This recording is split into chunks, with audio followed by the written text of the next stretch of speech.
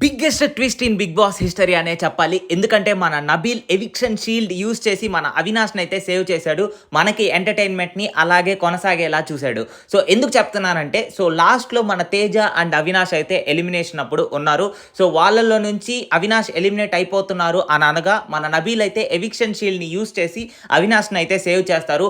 అసలు అవినాష్ వెళ్ళిపోయినుంటే మనకు ఎంటర్‌టైన్‌మెంట్ ఎలా ఉండేది? అసలు ఈ 4 వారాలు మనం చూసుండే వాళ్ళమా అని చెప్పనేసి పెద్ద క్వెషన్ మార్క్ అయితే వేసుకోవాలి.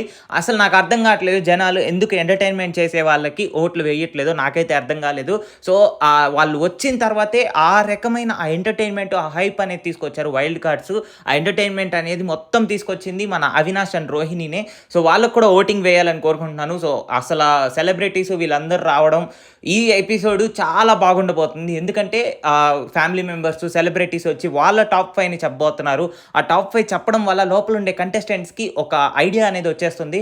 సో నేనైతే ఈ ఎపిసోడ్ పక్కాగా మన బోలే బాయ్ కోసం చూస్తాను. సో లాస్ట్ సీజన్లో ఆయన చూపించిన ఎంటర్టైన్మెంట్ మామూలుగా ఇవ్వలేదు అసలు. సో ఈ పర్టికులర్ ఎపిసోడ్ని కూడా ఫుల్గా ఎంటర్టైన్ చేస్తారని చెప్పనేసి నాకైతే అర్థమైపోయింది. సో బోలే బాయ్ అండ్ సోహెల్ బాయ్ ఎలా ఎంటర్టైన్ చేయబోతున్నారు మనల్ని అని చెప్పనేసి చాలా ఆతృతగా ఎదురు చూస్తున్నాను. సో ఇంకోటి ఎలిమినేషన్ అప్డేట్ ఆల్రెడీ చెప్పుకున్నాం కదా. సో అవినాష్ని ఇంట్లో ఉంచాలి అని చెప్పనేసి బిగ్ బాస్ కూడా ఆ ఇంటెన్షన్ అనేది పెట్టుకొని అవినాష్ని అయితే సేవ్ చేయడం జరిగింది. సో నెక్స్ట్ ఓటింగ్ అప్పుడు కూడా మీరు చూసుకొని ఎంటర్టైన్మెంట్ వాళ్ళకి కూడా కొంచెం ఓటింగ్ వేస్తారని చెప్పి కోరుకుంటున్నాను. సో మరిన్ని బిగ్ బాస్ అప్డేట్స్ కోసం మన ఛానల్ని సబ్స్క్రైబ్ చేసుకోండి.